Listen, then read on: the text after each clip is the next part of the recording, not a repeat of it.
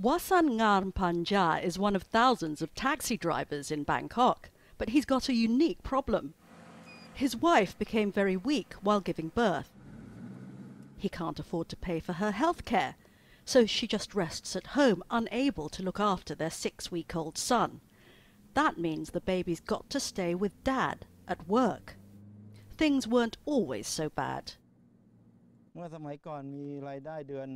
Before, I earned nearly 30,000 baht from being an electrician.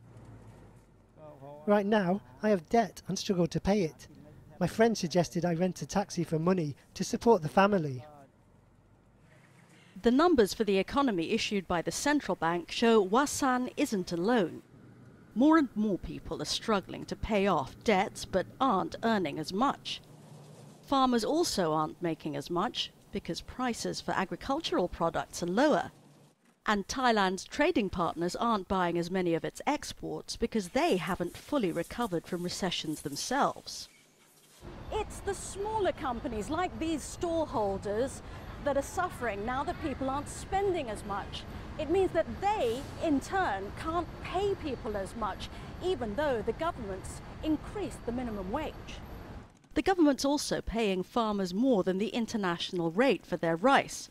It's a particularly controversial subsidy, but it worked to win the ruling party votes in the last elections. Putting my economist hat on, I would say unfortunately it works, because some of these policies, frankly speaking, do not do the country nor the general public any good. The fact the rice pledging scheme is a disaster, for example. From a political Korn is part of the opposition in Thailand's acutely divided political scene, though he denies his views are partisan.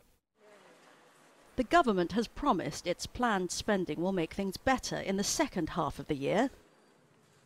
But people like Wasan Panja are worried about his and his son's future. Veronica, Pedrosa, Al Jazeera, Bangkok, Thailand.